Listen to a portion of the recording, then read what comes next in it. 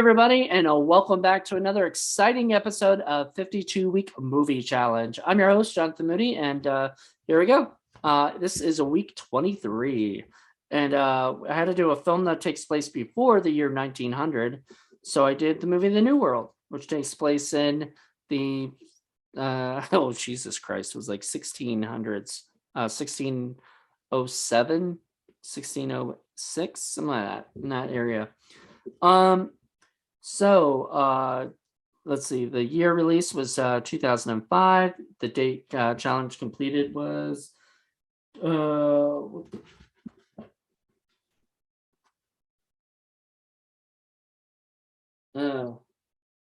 what the hell is the crap? I am now trying to remember what day it is. The 7th. The A is 7th, so it's the 7th of June. So, all right. Aspect ratio is 2:35:1. Running time is 2 hours and 15 minutes. Genre is historical. Genre is historical drama. Rated R, I want to say, but it might have been PG-13. It said it. I didn't do the rating on there. Wait a minute. Come on. Rated PG-13. Okay. Well, it felt R. So it's PG-13. Starring Colin Farrell. Oh my god, I'm gonna mess up her name so bad. I am so sorry. But Kiorina Kilcher, as well as Christian Bale and Christopher Plummer. It's directed by Terrence Malick, written by Terrence Malick, and produced by Terrence Malick, and music by James Horner. Awards received. It received like 6 awards. But Alma outstanding acting for Pocahontas. Why did I choose this particular film? I've always wanted to see it, and I live in Williamsburg. And have you ever seen this movie before? Nope. Would you recommend this film? Why or why not? Hell yes, it's amazing. Which character were you most able to identify or connect with in what way? None. Best line or memorable quote? I didn't have one for this one. Were you surprised by the ending? What would you do differently? Nope, because it was it was pretty historically accurate. I mean, it's pretty much about the yeah. So, all right, and then last 2 things. Imagine yourself living in this period in the same place your film was set. I lived in the same place, right outside. What things would you be excited to witness or experience? I said it would suck. It was definitely did not seem like it would be a fun time. And anything you'd like to add? Nope. Buy it from Criterion is all I'd add. So I have the Criterion Blu-ray of this movie, and it's got 3 different versions. And I wish I could have watched the almost 3-hour one, but I always choose to do this at the last minute. So I had no freaking time. So that was stupid. But I mean, I'm literally doing this really late at night, and I've got to edit it and then put it out tomorrow. So let's just say it's that's not so anyway, to go back to it, the New World is about it's mainly about Pocahontas, but it's got Captain John Smith, who wasn't the captain at the time. He was apparently he was brought in. He was on he'd done mutiny. And so he was in chains, and when he got there, he tried to hang himself. And they were like, nah, we're not, we need you. Come over here, help us out. So he ends up going in there, and while Christopher Plummer's character, Captain Newport, leaves, they leave this one guy in charge. I forgot who it was, who took over and kind of told, they all decided that John Smith, if he wants to keep his, if he wants to win back the respect from everybody and or do them a huge favor to go basically find uh find help or look around, go for food, whatever it is. And so they go to he gets kind of kidnapped by this native of the Algonquin tribe, who basically, and I'm sorry, I'm not trying, to be politically incorrect. That is, I believe, what they were called back then. So if, so this, the tribe, it brings him in and kind of, and they didn't they look like they were going to kill him, but, Pocahontas sort of saves his life. And but I think really they weren't going to kill him. He was actually going to be, he's actually going to be fine. They were indoctrinating him into the tribe. And then he becomes pretty good friends with them, starts becoming friends with Pocahontas, and starts teaching her words and stuff. And then I guess a love thing.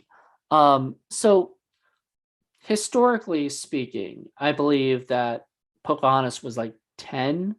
Now there's apparently two accounts I read up to this. There was two accounts. There's apparently John Smith wrote, and he's the one who wrote both.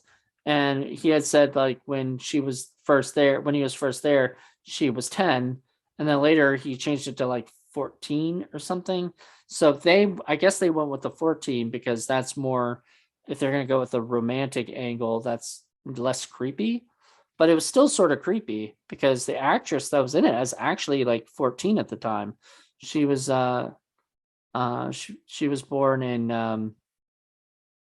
I believe 1990 at the time. So she was 14. They made it in 2000 and they shot it in 2004.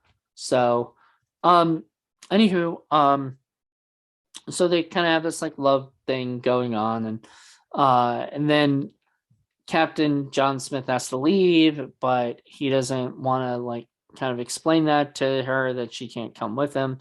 So he basically fakes his own death and tells them to tell her that he's dead, and her father really in real life. And so she's kind of captured by the settlers, and later, and she meets Rolf, who I think he's also John Rolf, but Rolf, and Rolf ends up being a widower and needing a new bride, and he ends up, marrying her, and then they go off to England where she meets John Smith again. And there's more stuff to it. There's a war. There's beautiful cinematography. I mean, so Terrence Malick, since the beginning of his days of making movies, since the Badlands and other stuff, it just makes this just beautiful cinematography that pops.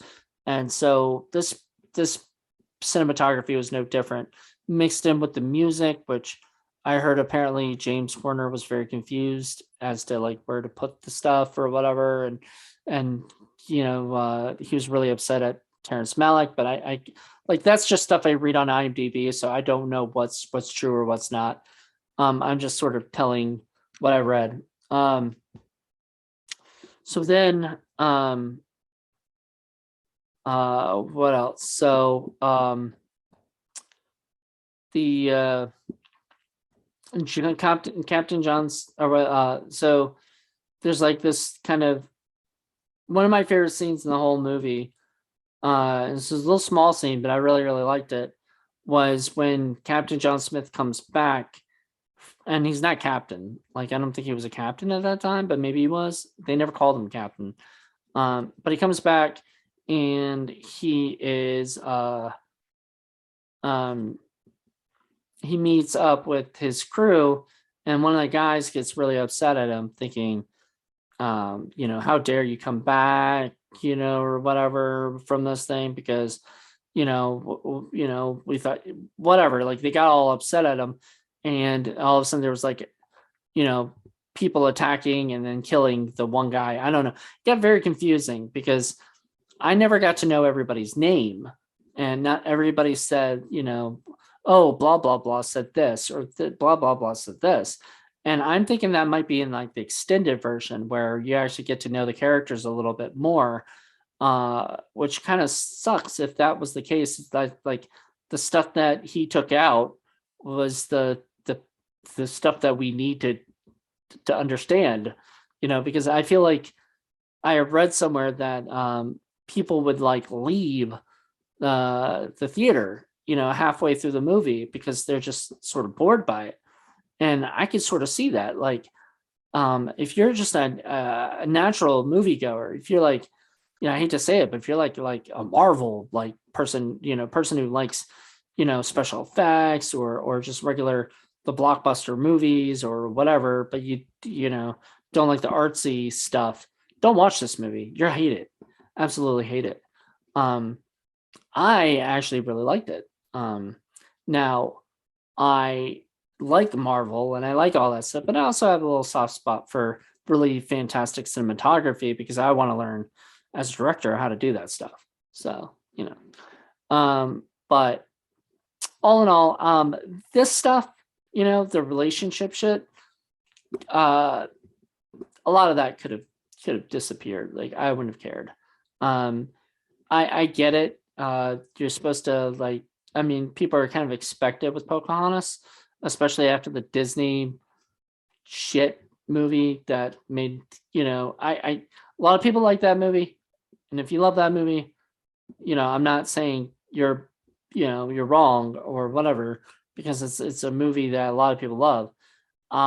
It's just very historically inaccurate, obviously, and it's not supposed to be historically accurate. It's a cartoon with the princess Pocahontas, so it's not, but Captain John Smith and them never kissed in a waterfall and shit and had talking animals, like whatever. It's all make believe cartoon fun. But anyway, so this movie was made, and I enjoyed it. Like, I was very happy and pleased. Like I said, there's things I didn't really understand that I bet when I watch the full length version, I will get it. So, right before I tell you what my next one is, I'm going to tell you guys a story time. So gather around, children. Here's a fun little story about me, personally, and how I live in Williamsburg, Virginia, where all of this, I am literally right down the road from where all of this stuff really actually happened. First of all,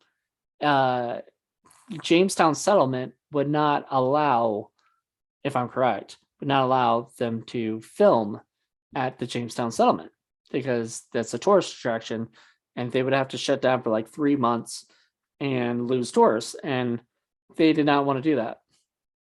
Also, I don't think that the company could have paid them enough to do that. So that would have been a big chunk out of New Line's budget,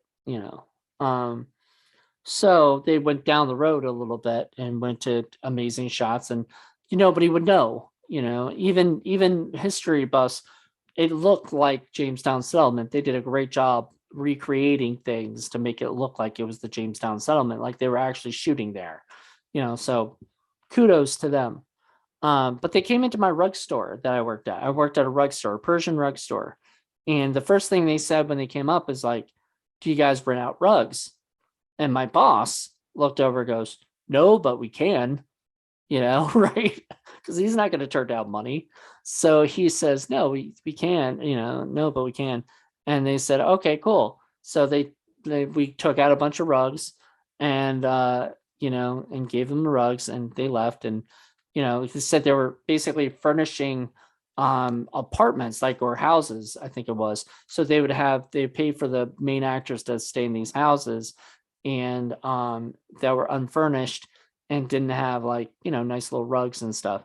So they just took out a bunch of big rugs and some runners and some different rugs.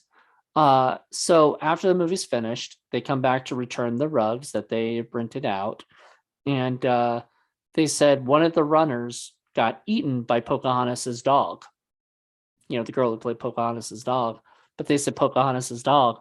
So my boss, but they paid my boss extra for the rug that they damaged, and they gave him back the rug, you know, and my boss looked over and said, to me, do you think your dad would want a rug chewed up by Pocahontas's dog?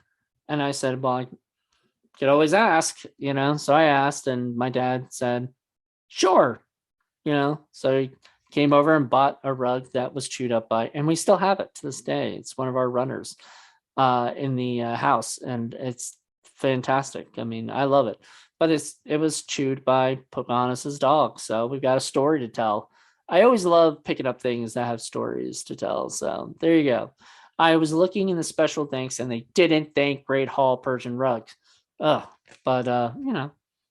whatever. I think it's because my boss didn't ask to be thanked, which would have been nice if he had said that. I think it would have been cool if he was like, could I get a special thanks credit? I bet they would have done that. Or they would have said, we could see what we could do. And maybe they would have done it. They had a lot of special thanks. A lot of people who they thanked, and it was really neat. And so it's a really cool little movie. And if you're a history buff, or if you're a person from Williamsburg, I would definitely recommend watching it. You'll enjoy it. So I think that's it. So thank you guys for tuning in and joining me for this. And next week is week 24. Oh, it's a new release. Ooh, so I got plenty to choose from there. I'll look around and see what's coming out next week, and just watch something. So yeah, thank you guys for checking this out, and hope you guys enjoyed it. Talk to you soon. Bye.